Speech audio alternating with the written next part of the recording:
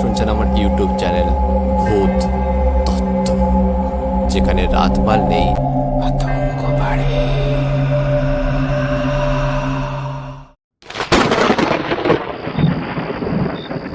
নমস্কার, সকলকে স্বাগত জানাচ্ছি ভূত তত্ত্বের আরও একটা ভয়ঙ্কর গল্পের সাথে, এবং সঙ্গে আমি অয়ন আছি।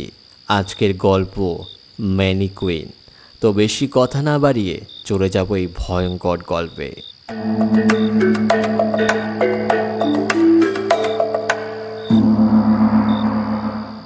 2019 সালের ডিসেম্বর মাসের ঘটনার সময় আমি কলকাতার এক নামকরা জামা কাপড়ের দোকানে কাজ করতাম।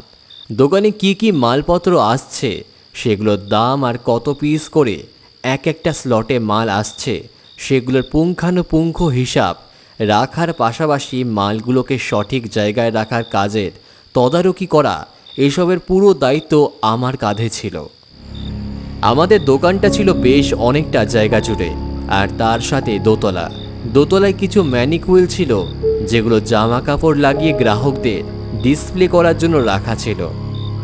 একদিন কাজের প্রচুর চাপ থাকায় আমার বাড়ি ফিরতে একটু রাত হয়ে গিয়েছিল। ম্যানিকুইন ফ্লোরের ছেলেটা সেদিন না আসায় আমি তাকে ফোন করে জিজ্ঞাসা করলাম তার না আসার কারণ।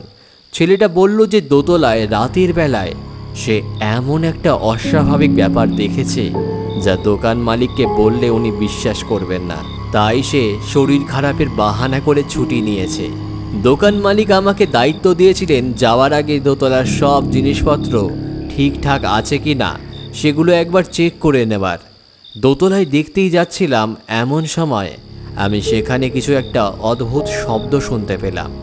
দোতলায় উঠেই দেখলাম যে ম্যানিকুইনগুলো যেন হঠাৎ করে নিচে থেকে হাঁটতে শুরু করলো।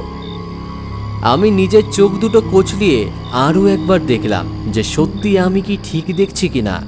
দেখলাম হ্যাঁ, ম্যানিকুইনগুলো সত্যি হাঁটাচলা করছে আর বিড়বিড় করে নিজেদের মধ্যে কী সব যেন বলছে। এই দৃশ্য দেখে আমার পিলে চমকে যাবার জোগাড় হলো। আমি মাটিতে পড়ে গেলাম, আর সেই শব্দে ম্যানিকুইনগুলো আমার দিকে তাদের কাঠের হাতগুলো বাড়িয়ে এগোতে লাগলো। তাদের এই আসল রূপ দেখে আমি কোনো অন্যায় করে ফেলেছি বলে আমাকে খেয়ে ফেলবে এমন একটা ভাব। এই দৃশ্য এরপর দোকানের আরও 2-3 জন দেখায়, আর পরিস্থিতি আয়ত্তের বাইরে চলে যাওয়ায় আমরা সকলে মিলে দোকান মালিককে ব্যাপারটা জানাই। উনি প্রথমে হেসে উড়িয়ে দিতে চাইলেও আমাদের জোরাজুরিতে পরে রাজি হয়ে একজন পুরোহিত ডেকে দোকানের শান্তিযজ্ঞের আয়োজন করান। ম্যানিকুইনগুলো দেখে পুরোহিতমশাই সেগুলো ভাঙতে বলেন। ভাঙার পর যা দেখলাম তাতে আমাদের পিলে চমকে গেল। সেগুলো কোনো সাধারণ ম্যানিকুইন না, ওগুলো মানুষের হাড় গোড় আর তার ওপর শক্ত কাঠ দিয়ে তৈরি, যেন কোনো মৃত মানুষকে ম্যানিকুইনের আকার দেওয়া হয়েছে। এর পাশাপাশি ওগুলো অভিশপ্ত, মানে তাতে শয়তানি শক্তির প্রভাব আছে। সেই শক্তির প্রভাবেই ওরা রাতের বেলায় জীবন্ত হয়ে ওঠে। উনি পুরো দোকানের শান্তির জল ছিটিয়ে পুজো দিয়ে আমাদের বলেন যে ম্যানিকুইনগুলো যেভাবেই হোক নষ্ট করতে, যাতে এই দোকান শয়তানি শক্তির প্রভাব মুক্ত হয়। তা না হলে যে কোনো সময় যে কারোর প্রাণহানি হতে পারে। ওনার কথা মতো ম্যানিকুইনগুলোকে সেই মুহূর্তেই নষ্ট করে দেওয়া হলো, আর তার জায়গায় কয়েকদিনের মধ্যেই কিছু নতুন ম্যানিকুইন আনা হলো। এরপর থেকে সেই দোকানে আর সেরকম কোনো অস্বাভাবিক ব্যাপার ঘটেনি।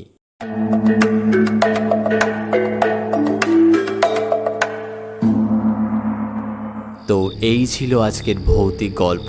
যদি আপনাদের ভালো লাগে তাহলে অবশ্যই একটা লাইক করতে ভুলবেন না, এবং নোটিফিকেশনটা অন করে রাখবেন যাতে সব আপডেটস আপনারা পেতে পারেন, এবং নতুন হয়ে থাকলে অবশ্যই চ্যানেলটা সাবস্ক্রাইব করে দেবেন। তো দেখা হচ্ছে আবারও কোনো ভূতের গল্পের সাথে।